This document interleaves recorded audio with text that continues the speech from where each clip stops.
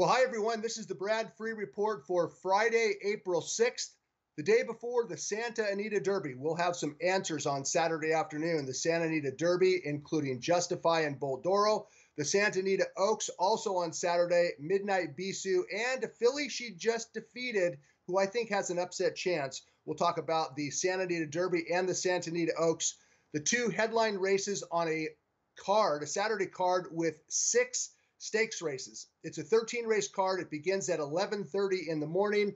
And the first stakes race is race number 4. It's the $200,000 Evening Jewel Stakes, California-bred fillies going 6.5 furlongs. And everyone knows who the favorite is here, right? It's Show It and Mow It. Her last 2 starts have been dominating allowance victories by a combined margin of nearly 12 lengths. Okay, Show It and Mow It is the top choice. She's the 9-5 favorite. But is there an upset candidate in this field? I think there is. Her name is Smiling Tigress. Number 4, Smiling Tigress. Talked to trainer David Bernstein after her most recent win. She broke slowly from the rail and she dominated. And Bernstein said that slow start from the rail was almost a blessing in disguise. They have been wanting to get Smiling Tigress back off the pace. Well, she was off the pace last time, all right. She was not near the back, but she was near the back. She broke slowly from the rail and she had to do something she had never done before, rally from behind. But that's exactly what Smiling Tigress did. And she dominated the race. She won by nearly 4 lengths, despite that slow start from the inside post. That's Smiling Tigress and Tyler Bays drawing away with a career-best effort March 15th. Now, is she as fast as Show It and Mow It? No, she is not. But Smiling Tigress is getting better. And now that she has found her preferred style of running off the pace, they're going 6.5 furlongs on Saturday. I expect Smiling Tigress to take another step forward. Not sure if she's fast enough to beat Show It and Mow It, but I will be using both fillies in the Evening Jewel Stakes. Show It and Mow It, top selection. Smiling Tigress at 4-1 might be worth a gamble. Okay, race number 5 is the Providencia Stakes, and we have a very good 3-year-old filly out here in California that's a little bit under the radar. Her name is Paved. I think she's the most probable winner on the Saturday card. 2 starts back against maidens on this turf course at Santa Anita at this 1 1/8 mile distance. Paved won by more than 5 lengths. She came back a month later and defeated the boys in the El Camino Real Derby. That race was validated by the subsequent graded stakes win of 3rd place finisher Blended Citizen. So if you're looking for a single in the pick 5, Paved at 2-1, I believe she is the most probable winner on the Saturday card. Yeah, she's the favorite. I think she's coming down from 2-1. I expect her to be in the 6-5, 7-5 range. I also expect her to win. Race 6 is the Echo Eddie Stakes. I don't know who's going to win that race. We're not going to talk about it. I picked Heck Yeah. I overlooked Take the 101. Ranked him 3rd. He probably should be ranked 2nd. But the Echo Eddie is race number 6. That's Calbred Colton Geldings going 6.5. Let's talk about the big one of the day. It's race number 9, the Grade 1 Santa Anita Derby. And what has changed in the last 7 months since Bolt Doro won the Grade 1 Del Mar Futurity? The answer is not much. Challengers have come and challengers have gone, and Bolt Doro is still the top 3-year-old of 2018 in California. But he does not have to win the Santa Anita Derby. In fact, let's take a look at his comeback race. It was against the since sidelined McKenzie, and this is a cool race to watch. McKenzie on the inside, Bolt Doro on the outside, a couple of good 3-year-olds throwing it down. This was one of the most exciting races that we saw all winter at Santa Anita. McKenzie crossed the wire first.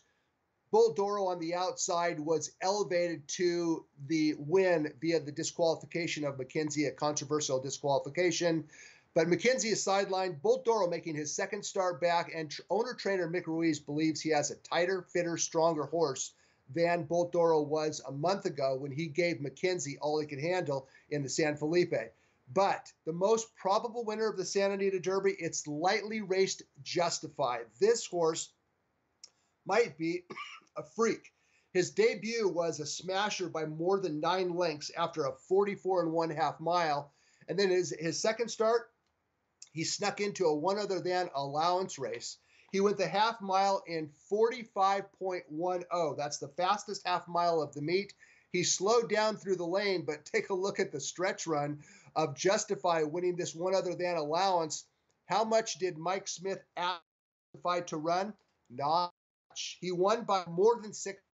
He was geared down. There wasn't much behind him. He was the 1-20 favorite. And he's jumping out from a one other than in Grade 1 Santa Anita Derby. What gives him the advantage over Bolt Doro? Only this. Justify continues to train like an absolute monster in the morning. I believe he's the speed of the field.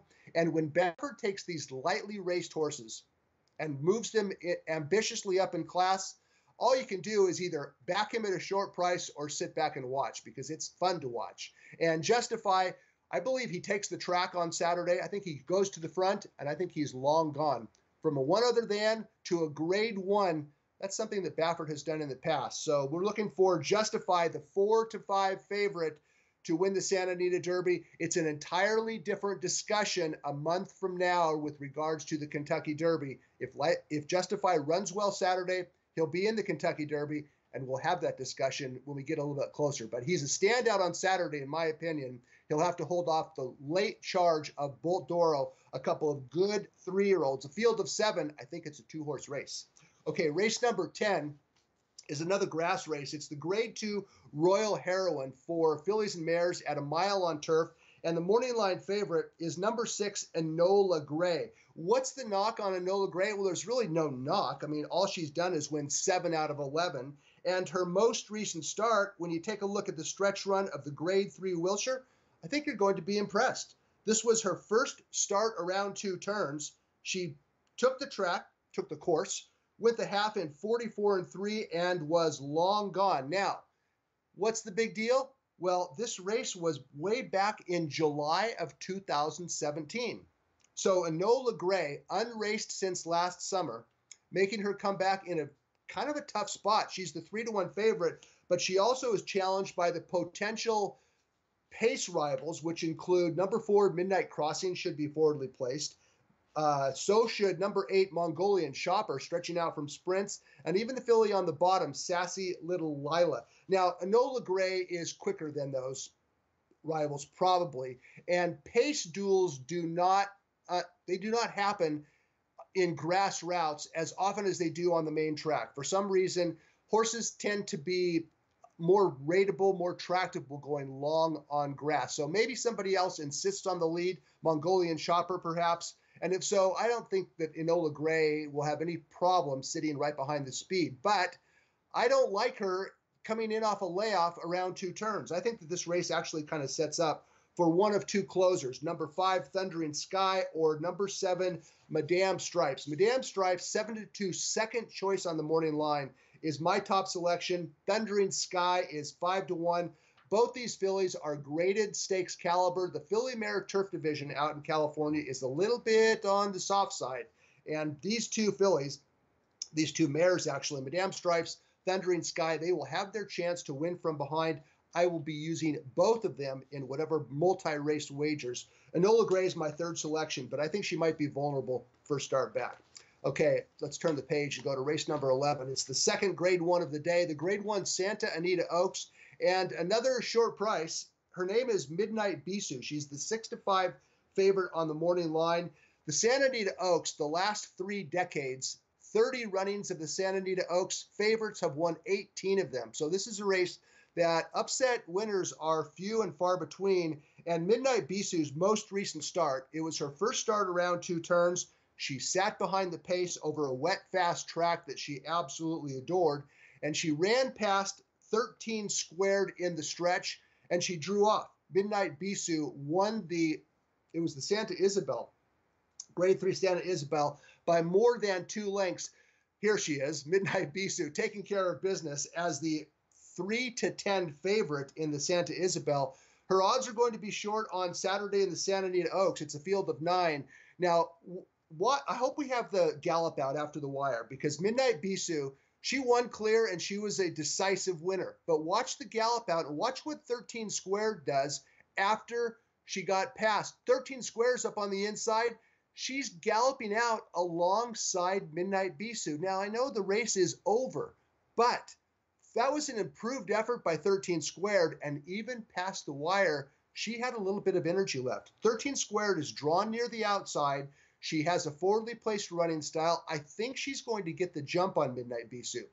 Midnight Bisou is the most probable winner of the Santa Anita Oaks, but I also will be using 13 Squared. This filly is a little bit under the radar, 13 Squared is. Maybe she's not good enough, but at 9-2, I think she's a must-use in the Santa Anita Oaks. That's a look at the Saturday card at Santa Anita. Justify versus Bolt Doro in the Grade 1 Santa Anita Derby, race number 9. Midnight Bisou versus 13 Squared in the Grade 1 Santa Anita Oaks. Saturday, first post is 11:30. I'm Brad Free. Talk to you again soon.